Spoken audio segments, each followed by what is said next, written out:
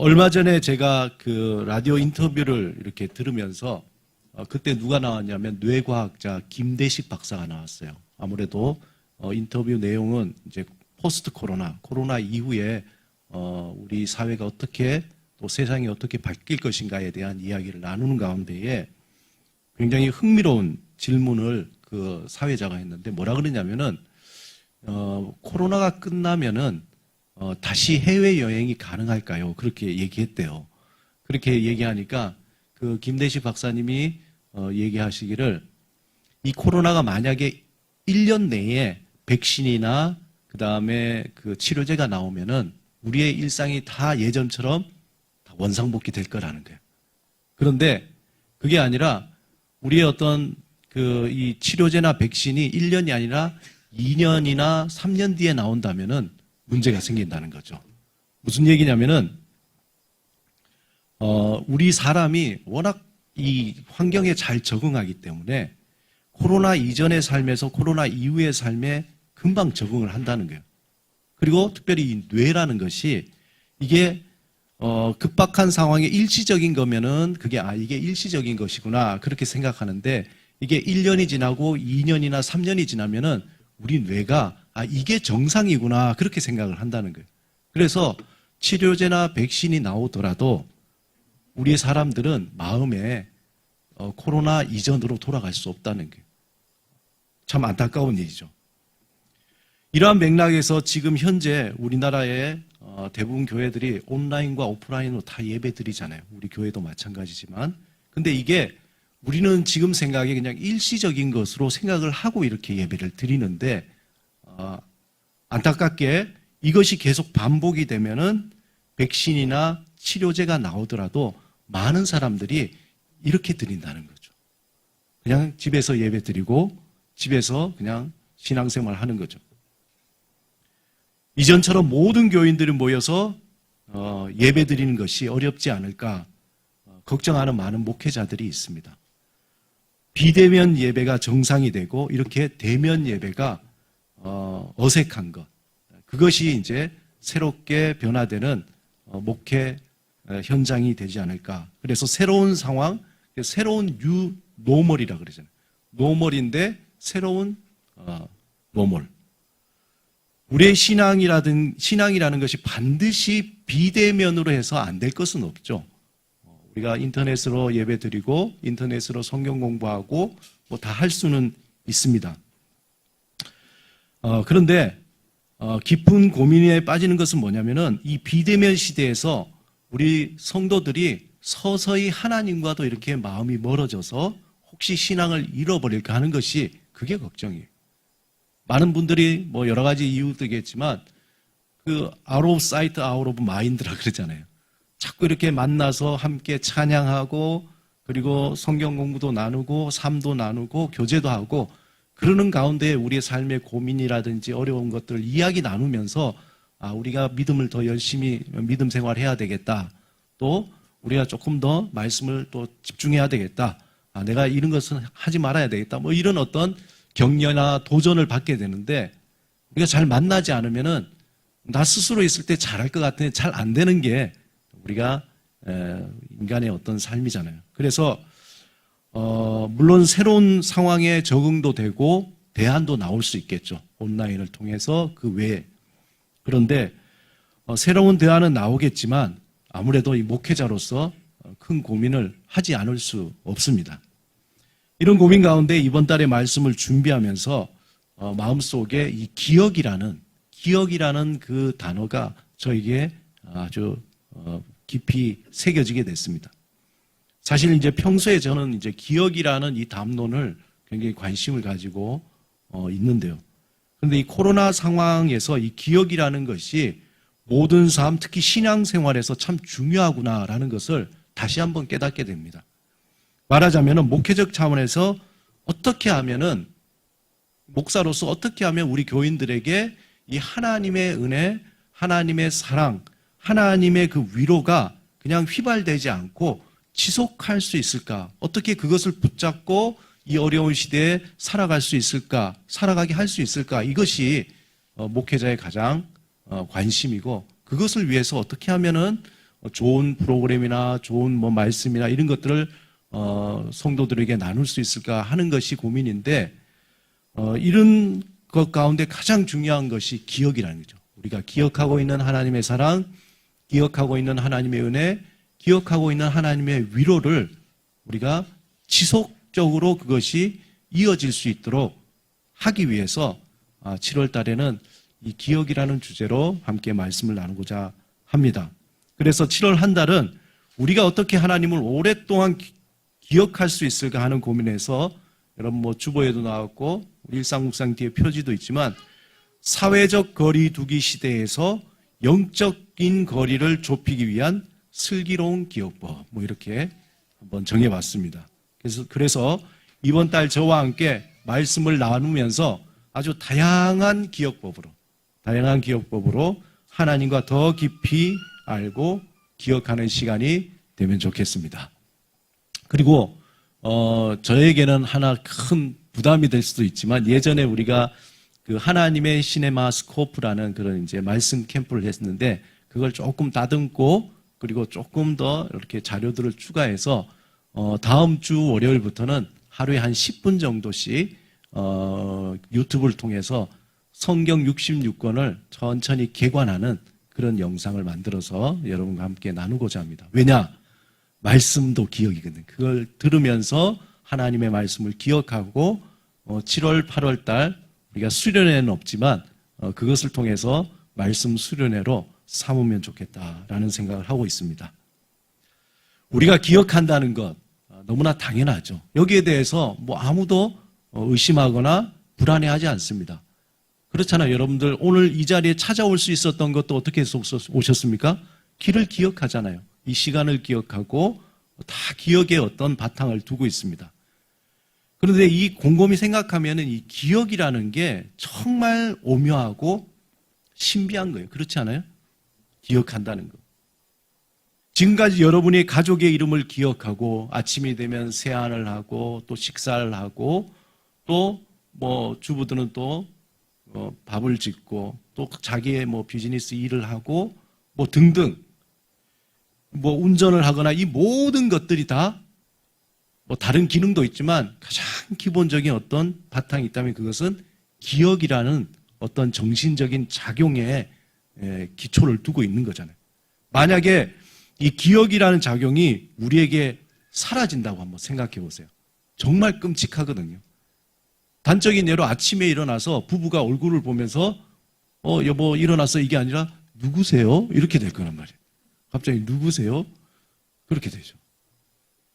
그래서 이 오묘한 기억이라는 작용이 가만히 보면 정말 하나님의 선물이구나, 하나님의 은혜구나, 그렇게 생각이 되어집니다. 지금 이 시간은 뇌과학 시간이 아니기 때문에 깊은 기억에 대한 뇌과학적인 작용을 다 나눌 수 없지만, 그렇지만 아주 간단하게 뇌과학에서 얘기하는 기억이라는 것이 어떻게 이루어지는가를 잠깐 설명을 하겠습니다. 인간의 뇌라는 것은 한 1조, 예전에도 뭐 설교 중에 얘기했지만 1조 개의 뇌세포가 있다 그래요. 1조 개의 뇌세포. 근데 이것들이 서로 긴밀하게 연결해서 기억도 하고 그 다음에 언어라든지 감정이라든지 성격이라든지 뭐 여러 가지 복잡한 기능들을 수행한다고 합니다. 과학적으로 얘기할 때 마치 컴퓨터가 복잡한 기능을 수행하는 것처럼 수많은 컴퓨터 안에 칩들이 있어서 그것이 연결되어서 작동하는 것처럼 우리 뇌가 그런 어떤 과 비슷하다는 그런 것이죠. 이러한 뇌에서 기억이라는 것은 특별히 뇌세포끼리 연결하는 이 시냅스라는 게 있어요. 여기 그림에 보면은 여기 보이시죠? 이런 신경망이 있는데 신경망과 신경망끼리 사이에 시냅스 하나 더 넘겨보시면은 요 사이가 떨어져 있는데 이게 정기적인 자극에 의해서 서로 연결이 된다는 거예요. 그래서 이 시냅스가 강화되면서 여러 개의 뇌세포가 활성화되는 것이 기억이다. 그렇게 이야기되고 있습니다. 특별히 이 현상은 특히 뇌의 여러 가지 부위 중에 가장 밀접한 부분이 해마라는데요. 해마. 여기 보면 해마라는 두 개의 해마가 있는데 이것을 통해서 우리의 기억 저장소라고 이야기할 수 있습니다. 이것은 예전에 어떤 분이 예전에 오래전에 어떤 환자가 뇌 질환을 앓고 있었는데 이 해마 부분을 제거를 해버린 거예요. 제거해버리니까 의사들도 몰랐는데 이 사람이 갑자기 기억력이 상실돼 버린 거예요. 그러니까 이전에 있던 기억력은 유지되는데 새롭게 뭔가 이렇게 학습하고 있는 것들 기억을 못하는 거예요. 그러니까 이분은 옛날 기억만 했지 아침에 밥 먹는 뭐 새로운 행동을 했다 무슨 누구를 만났다 지나면은 몰라요. 그래서 해마가 기억의 저장소 역할을 하는구나라는 것을 알게 된 것입니다. 예를 들어 가지고 우리가 기억한다는 것은 어떤 그 기능이냐면은 전화를 걸려고 할 때에 이때에 전화번호부에서 전화를 찾잖아요. 그러면 이제 한 번 정도 찾을 때에 이것을 단순 기억이라 그래요. 그러니까 한 번 찾고는 그 다음에 안 찾으면 어떻게 됩니까? 그 전화번호 잊어버리잖아요. 단순 기억이라고 하는데 이 단순 기억과 비슷한 게 작업 기억이라고 있어요. 이건 뭐냐면은 이 단순 기억 뭐 010-1234-5678인데 거꾸로 5678-1234-010 이렇게 해도 외울 수 있는 거잖아요. 그러니까 어떤 기억을 그 기억을 조작하거나 어떻게 다른 작업을 하는 것을 작업 기억이라고 합니다. 그래서 단순 기억이나 작업 기억은 조금 비슷한 성격이 있어요. 그런데 이런 단순 기억이나 작업 기억이 반복되는 거예요. 예를 들어서 전화번호를 한번 찾았는데 그 다음에 그 번호를 또 찾게 되고 여러 번 찾다 보니까 어떻게 됩니까? 이 기억이 강화된다 그러죠. 그래서 용어로서는 그 기억이 강화되면서 단순 기억이 장기 기억으로 넘어간다는 거예요.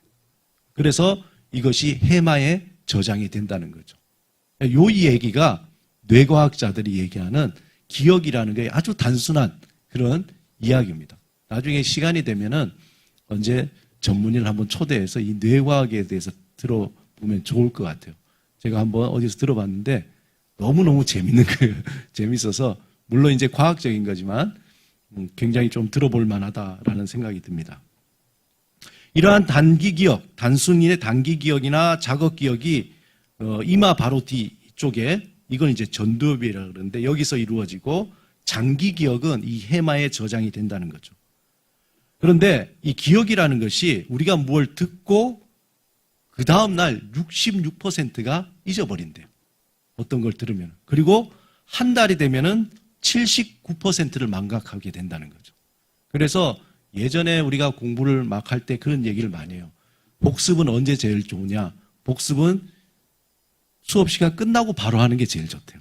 그러면은 끝나고 다시 보는 것은 기억을 90%를 남겨준다는 거죠. 그리고 어떤 걸 공부할 때에 저녁에 막 단어를 외우라는 거예요. 왜냐하면 우리가 많은 것들을 기억하고 잠을 잘 때 그때 잠잘 때 어떤 일이 일어나느냐?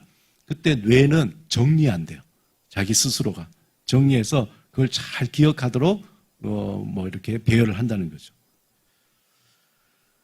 저 기억이라는 것은 사실 시간이 지나면서 다 망각되는 게 기억이는 우리의 기억이라는 게 시간이 지나면 지날수록 자꾸 잊어버리는 거죠.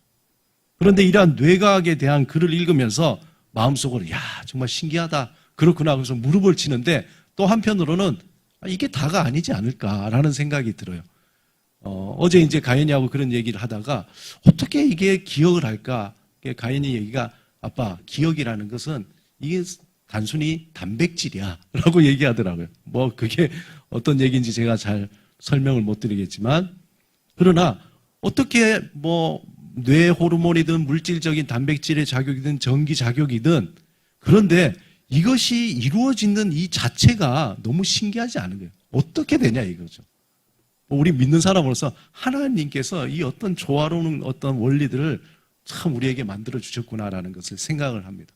그러면서 정말 이 기억이라는 것은 무궁무진한 어떤 비밀이 숨겨져 있구나. 특히 뇌라는 것은 그렇게 숨겨져 있구나라는 생각을 해봅니다. 오늘 우리가 함께 읽은 본문은 너무나 유명한 하나님께 부르심을 받고 이제 애굽에 종살이하던 히브리 민족을 이끌어 가기 직전에 모세가 하나님을 만나는 장면입니다. 우리가 알다시피 모세라는 사람은 히브리 민족이잖아요. 그러나 그가 어렸을 때에 애굽 왕이 이 히브리 민족이 자꾸 숫자가 많아지고 강해지다 보니까 명령을 하는 거예요. 아이가 나올 때 아들이 되면 다 죽이라는 거죠. 산파들한테. 그런데 그 모세가 태어날 때 그 엄마가 아들 모세를 죽이지 않고 어떻게 합니까? 어디에요? 갈대 상자에다가 넣고 거기다 역청을 발라서 물이 새지 않도록, 그리고 나일강에 띄워보냅니다. 그런데 그 모세를 애굽 공주가 발견하게 되죠. 그리고 모세는 히브리 민족이지만 애굽 왕궁에서 40년의 세월을 보내게 됩니다. 그 이후 어떻게 됩니까? 애굽의 사람이 히브리 사람을 치는 것을 보고, 그리고는 모세는 그 애굽 병사를 쳐 죽이게 돼요. 그리고 모래에 감춥니다. 그리고 그 다음에 히브리 민족끼리 싸우는 걸 보고 거기에서 중재하려고 하니까 넌 살인자가 아니냐, 왜 우리 일에 참여하느냐. 그 이후로 이제 살인자, 그 소문을 들은 애굽 왕이 이제 모세를 살인자로 잡게 되고, 그리고 어떻게 됩니까? 모세는 미디안 광야로 떠나게 됩니다. 신부는 왕자였는데, 그러나 살인자로서 이제 미디안 광야에서 40년 동안 험한 세월을 보내게 됩니다. 그리고 난 뒤에 한참 시간이 지나고 난 뒤에 그는 하나님에 이끌려서 호렙산에 올라가 불이 타는 그 떨기나무 앞에서 하나님을 만나게 됩니다. 그리고 하나님으로부터 애굽에 종살이하던 히브리 백성을 이끌어서 그의 조상 아브라함의 하나님, 이삭의 하나님, 야곱의 하나님에게 하나님께서 약속해 주셨던 젖과 꿀이 흐르는 약속의 땅, 그 가나안으로 이끌어가라는 소명을 받게 됩니다. 그런데 모세의 입장에서 보면은 자기는 영문도 모른 채 하나님 앞에 이끌려서 갑자기 자기들어 이 히브리 민족을 약속의 땅으로 이끌어 가라고 하는 거죠. 그러니까 어떤 면에서는 참 황당하기도 하고 얼떨떨하기도 하고, 그런 가운데에 하나님께 질문합니다. 그것이 본문 11절 말씀인데, 11절에 이렇게 모세가 하나님께 질문합니다. 내가 누구이기에 바로에게 가며 이스라엘 자손을 애굽에서 인도하여 내리이까? 질문이 굉장히 철학적이에요.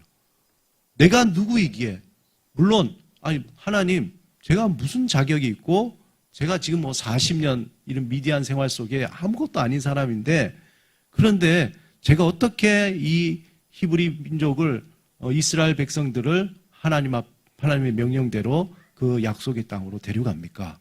라는 질문이 될 수도 있고, 좀 더 철학적으로 하나님, 내가 누굽니까? 하나님 잘 아시지 않습니까? 저는 이제 무명의 사람입니다. 왕자도 아니고 저는 아무도 나를 기억하지 않는 그런 노바디, 아무것도 아닌 사람입니다. 라는 이야기죠. 모세는 화려했던 애굽 궁중에서 40년의 세월을 다 잊어버렸어요.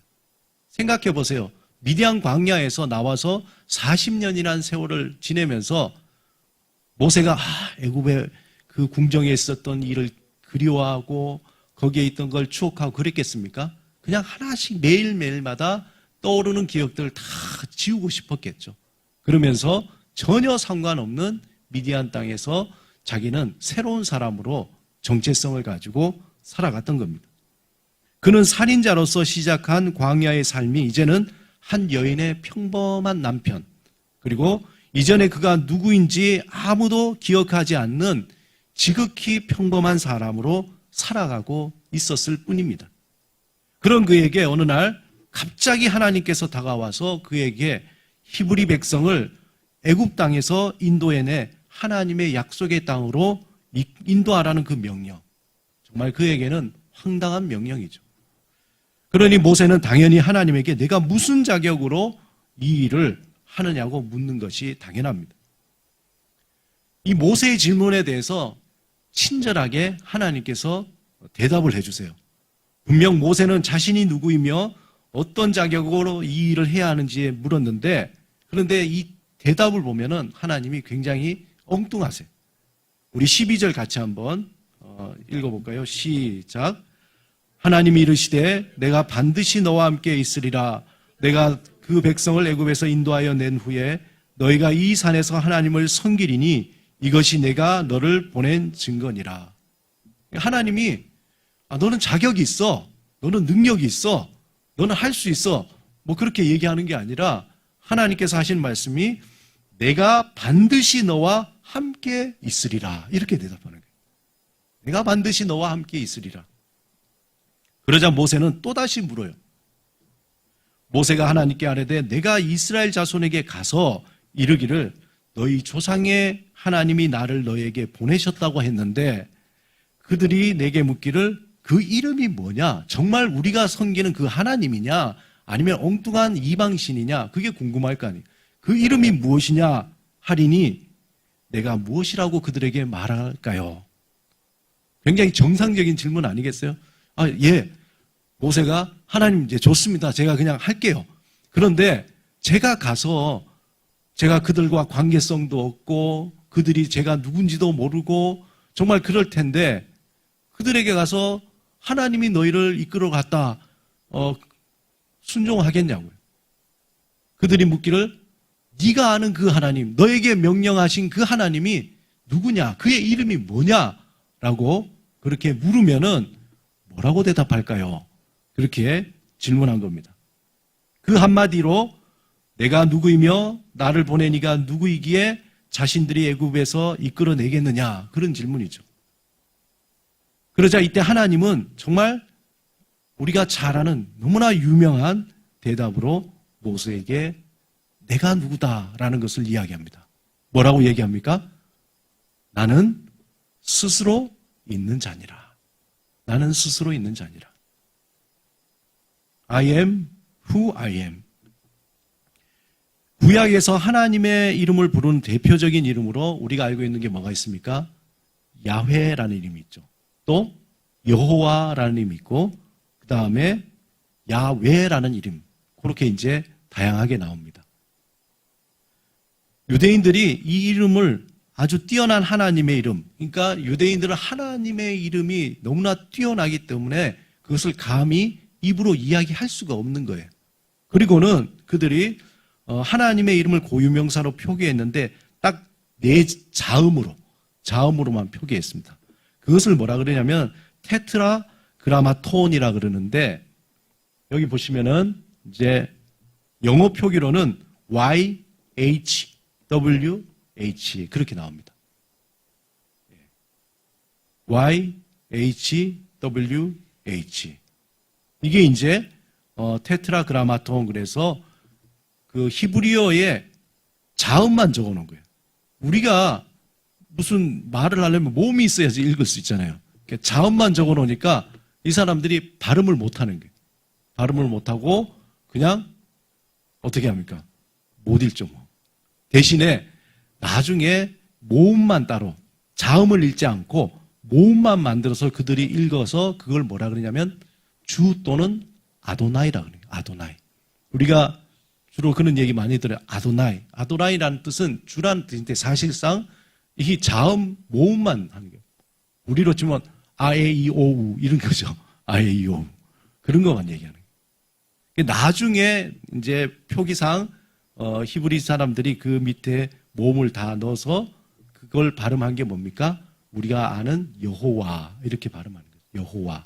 또는 이제 여호와라는 말은 실제 히브리 발음보다 가깝지 않아요. 실제적으로 어떻게 하면 야훼 이렇게 발음해요.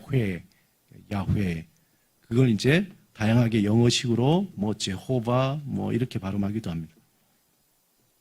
그런데 이 야훼라는 이 말, 이 원문의 이 뜻이 뭐냐? 이게 어디서 왔냐면 존재한다라는 말에서 왔거든요.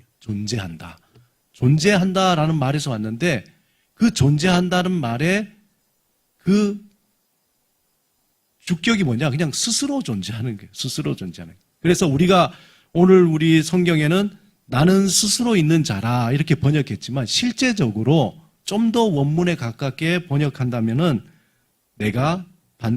나는 늘 거기 있느니라 이거예요. 나는 늘 거기 있느니라. 우리가 조금 더 의미를 따지면은 나는 늘 너희와 함께 있느니라. 이것이 하나님의 야훼의 그 원문의 뜻인 거예요. 은혜가 되지 않아요? 나는 스스로 있는 자라. 이런 거는 어떤 그냥 뭐 신이니까 신 존재로서 그냥 혼자 있는 거라고 생각할 수 있는데, 하나님이 스스로 있다라고 할 때에 그것은 나는 늘 거기 있다라는 거죠. 나는 거기 늘 있다. 너희가 있는 곳에 내가 거기 늘 있다. 그런 존재라는 거예요. 이거하고 비슷한 게 뭡니까? 오늘 본문 12절에 뭐라고 그랬습니까? 모세가 내가 누구이기에? 라고 질문했을 때 하나님께서 모세에게 대답한 그 대답이 내가 반드시 너와 함께 있으리라 라는 말이었잖아요. 그것이 바로 야훼라는 뜻과 가장 가까운 거죠. 모세와 마찬가지로 이스라엘 백성도 430년 동안 오랫동안 애굽에서 종살이하면서 그들이 섬기던 조상의 신 기억이나 했겠습니까? 그 험악한 생활 속에서 하나님이란 그 이름은 알지만 그가 누군지를 다 잃어버린 거예요. 오히려 애굽의 그 태양신, 애굽이 섬기던 여러 가지 수많은 신들, 10가지 재앙이 다 애굽의 신이잖아요. 그 신들을 그들은 기억했지, 야훼 하나님은 그들은 들어는 봤을까? 그러나 누군지 잘 몰랐던 겁니다. 애굽에 종살이하던 이스라엘 백성은 하나님에게 대해서 들어봤지만 거의 모든 이들이 하나님에 대한 기억이 없는 거예요. 기억이 없어요. 그가 누군지 무슨 일을 했는지 거의 기억이 없어요. 하지만 하나님은 그들을 한 번도 잊어버린 적이 없어요. 그 근거가 뭐냐? 출애굽기 2장 24절에서 25절 우리 같이 한번 읽어볼까요? 출애굽기 시작. 하나님이 그들의 고통 소리를 들으시고 하나님의 아브라함과 이삭과 야곱에게 세운 그의 언약을 기억하사 하나님이 이스라엘 자손을 돌보셨고 하나님이 그들을 기억하셨더라. 저는 이 구절을 읽으면서 엄청나게 은혜가 되는 거예요. 이 앞에 뭐라고 되어 있냐면은 여기 하나님이 그들의 고통 소리를 들었다는 거죠.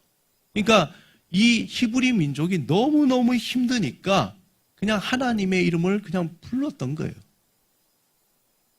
그런데 하나님이 이제서야 너희가 나를 부르는구나 하고 나는 너희를 한 번도 잊은 적이 없어. 너희가 나를 잊었지.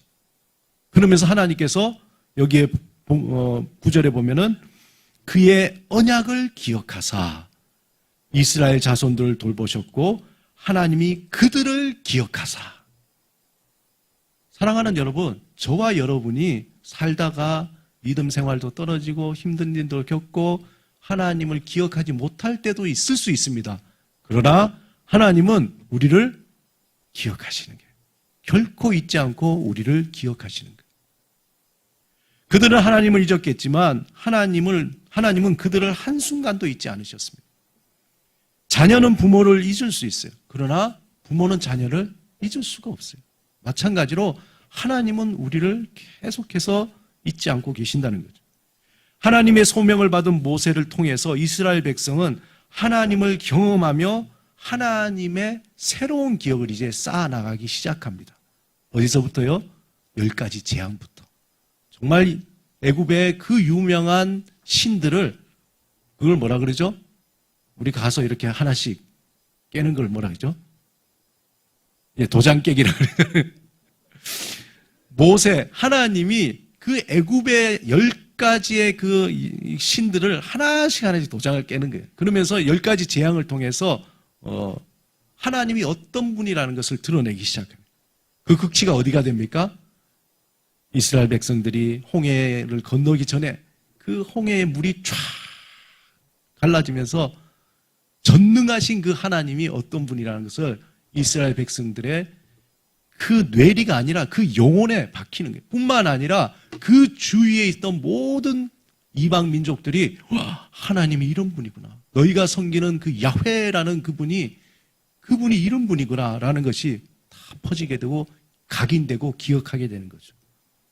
뿐만 아니라 그들이 홍해의 기적과 함께 사막에서 물이 터지고 만나를 먹고 메추라기를 먹으면서 하나님이 이런 분이시구나 라는 것을 그들은 기억하고 또 기억하게 됩니다. 이스라엘 백성이 약속의 땅에 도착한 후에도 사사시대, 다윗과 솔로몬의 시대, 포로 시대 끊임없이 그들의 삶, 그 역사 속에 고군분투하며 고통과 시련이 있었지만 그 가운데 역사하시는 하나님, 그 하나님이 어떤 분이신지 그의 약속대로 반드시 그들과 함께 하시는 그분, 야훼 하나님 스스로 계시는 언제나 그들과 함께 거기에 계시는 그 하나님을 그들은 기억하게 된 것입니다. 결국 하나님은 그들과 함께 하시기 위해서 이 땅에 인간으로 오셔서 십자가에 인간의 그 모든 죄를 짊어지시고 죽으시고 3일 만에 부활하셨습니다. 예수님이 태어나시기 전에 천사가 가브리엘이 뭐라고 합니까? 이를 그의 이름을 뭐라고요? 임마누엘이라고 하라. 하나님이 너희와 함께한다. 야훼잖아요. 스스로 있는 자. 항상 너희가 있는 곳에 거기에 계시는 그분이라는 것이죠. 이스라엘의 오랜 역사 가운데 하나님에 대한 명칭은 다양하게 불려집니다. 그걸 다 따져보니까 모아보니까 30개 되는 것도 있고 그런데 대체로 26개 정도가 나옵니다. 26개. 하나님이라는 명칭이. 그 중에서 또 줄여서 저는 여러분에게 꼭 기억해야 될 10개를 여러분에게 소개합니다. 잘 들으세요. 첫 번째, 야훼, 스스로 존재하시는 분. 두 번째, 여호와 이레, 무슨 뜻입니까? 여호와께서 준비하신다. 세 번째, 여호와 니시, 여호와는 나의 깃발이시다. 그다음 여호와 샬롬, 여호와는 평강이시다. 여호와 삼마, 여호와는 거기에 계시다. 여호와 라파, 여호와는 치료자시다. 여호와 엘로힘, 전능하신 여호와. 아도나이, 우리의 주님이 되시는 엘샤다이, 모든 것을 충족해 하시는 하나님. 임마누엘, 하나님이 우리와 함께 하신다. 이러한 하나님의 별칭이죠. 하나님이란 분은 모세에게 한번 얘기했잖아요. 나는 스스로 있는 자다. 그러나 이러한 별칭은 누가 만들어준 겁니까? 사람들이 만들어준 거예요. 하나님이 만들어준 것이 아니에요. 그 역사의 상황 속에 그들의 삶의 고통과 그들의 아픔과 그들의 병마와 그들의 어떤 삶의 그런 외로운 길을 걸어갈 때에 거기에 함께 하시는, 늘 거기에 계시는 그분을 만나면서 하나님은 나의 라파시군요. 나를 치료하시는 분이시군요. 하나님은 나의 평강이시군요. 하나님은 나의 승리시군요. 하나님은 나를 위해 준비하시는 분이시군요. 하나님은 나의 전능자이시군요. 그렇게 그들의 입술을 통해서 고백되어진 명칭이 이것입니다. 여러분, 기억법 중에 가장 기본이 되는 기억법이 뭐냐면은 결합법이라 그래요. 혹시 여러분 아시는지 모르겠는데 저도 참 중학교 때 그런 기억법이라는 책이 옛날에 있었어요. 막 오래된 책인데 거기 보면은 결합법, 무슨 법 이래서 그래가지고 우리끼리 어떻게 하냐면 단어 100개를 1분 만에 다 외우는 거예요. 기억하는 거. 그러면 우리가 단어 100개를 1분 만에 어떻게 외워요? 그러나 이 기억법을 이용하면 금방 외우게. 아니 100개가 아니라 1000개도 금방 외우는 거예요. 그런 어떤 기억법 중에 가장 기초가 되는 게 뭐냐면 결합법이라 그래요. 결합법. 결합법이 어떤 거냐면 예를 들면은 딱 단어 2개, 동생, 호랑이라는 단어가 있잖아요. 그럼 이걸 여러분들 자, 동생, 호랑이 기억하세요. 그럼 지금은 금방 기억하겠죠. 동생, 호랑이. 근데 이게 2개가 아니라 10개가 되고 100개가 되면 이걸 다 어떻게 기억하겠어요? 그걸 어떻게 하느냐면은 이 결합법의 한 방법으로는 동생이 호랑이를 때려잡았다. 그렇게 이야기를 만드는 거예요. 그러면 동생, 호랑이 기억하죠. 아니면은, 동생이 호랑이 등에 올라타고 있다. 이런 식으로 100개면 100개의 이야기를, 단어를 이야기로 만들어서 다 결합해가지고 하는 방법입니다. 굉장히 재미있어요. 근데 이제 또 다른 방법도 있어요. 결합법, 결부법이라고 하는데 그것은 이제 어떤 이렇게 물건이라든지 우리 신체의 부위에다가 결부하는 거죠. 예를 들어서 100개의 단어를 10개의 어떤 그 단어를 외운다고 할 때 우리의 머리, 눈, 코 이런 걸 이제 다 여기에 연결하는 거죠. 뭐 예를 들어 합격증, 연필, 고구마, 비행기, 장미, 휴대폰, 컴퓨터, 가방, 텔레비전, 안경 이것을 외우라고 하면은 어떤 분은 머리가 좋아서 금방 외우지만 듣는 순간 다 까먹잖아요. 근데 이걸 외우는 방법 중에 하나가 이제 합격증, 머리에 빨간 합격증이 꽂혀 있다. 이거 할 때 좀 자극적이어야 돼요. 두 번째, 연필, 이마에 하얀 연필이 꽂혀 있다. 그 다음에 세 번째, 고구마가 눈에서 주렁주렁 열리고 있다. 그 다음에 네 번째, 콧구멍에서 비행기가 막 나오려고 한다. 걸려 있다. 그 다음에 장미, 입으로 커다란 가시에 장미를 물고 있다. 그 다음에 휴대폰, 턱에 휴대폰이 드르륵 울리고 있다. 그리고 컴퓨터, 목에는 컴퓨터가 쇠사슬에 매어 있다. 가방, 가슴에는 낡고 아주 냄새나는 가방이 얹혀 있다. 텔레비전, 배에는 한 100kg의 텔레비전이 올려져 있고, 그리고 안경, 배꼽에는 다이아몬드로 만든 안경이 꽂혀 있다. 그럼 여러분들 벌써, 자, 머리 뭐죠? 명암이죠. 이마, 연필, 눈, 고구마. 그 다음 뭐죠? 비행기, 코, 비행기. 그 다음에 입, 장미. 목, 휴대폰. 그 다음에 가슴, 가방. 그리고 배, 텔레비전. 그 다음에 안경, 대답을 해버렸는데. 배꼽에는, 그러니까 이제 여러분들이 이 예배 끝나고 가도 이제 목사님이 외우지 말라 그래도 이제 나가면서 머리 그러니까 명함, 그 다음 이마에 연필, 눈에, 이게 이제 결부법이에요. 이게 이제 금방 외우게 하는 방법인데, 우리의 하나님의 이름은 우리의 삶 속에서, 우리가 살아가는 삶에서 그 이름이 계속 결부되잖아요. 결합이 되죠. 내가 힘들 때, 외로울 때, 그리고 그 하나님의 그 이름이 우리 삶 속 곳곳에 우리가 생각하고 되돌아볼 때, 그때 하나님이 나를 이렇게 도와주셨구나. 그때 내가 위험할 때 하나님이 이렇게 전능하신 하나님이 나를 도와줬구나. 내가 정말 막 몸이 아플 때에 나를 치료해 주신 그 하나님. 우리의 삶의 곳곳에 돌아보면은 사실상 하나님의 그 이름, 하나님의 은혜와 사랑이 다 결합이 되어서 있다는 것을 우리는 발견하게 됩니다. 찬송가에 뭐라고 됐습니까? 네가 받은 복을 세워보라는 거죠. 하나 따져보면은 그 기억들이 자꾸 되살아나는 거예요. 그러나 우리가 그 기억을 어떻게 해요? 반복해서 자꾸 기억하고 또 되살리지 않으면은 점점점 잊어버려서 어느 순간에 우리가 하나님을 향해서 하나님, 나를 왜 도와주시지 않아요? 하나님, 언제 날 도와주셨어요? 하나님, 언제 나에게 그렇게 사랑을 베풀었어요? 반문하게 된다는 것입니다. 사랑하는 여러분, 앞으로 우리는 사회적 거리가 일상이 되는 그런 시대에 아마 살 겁니다.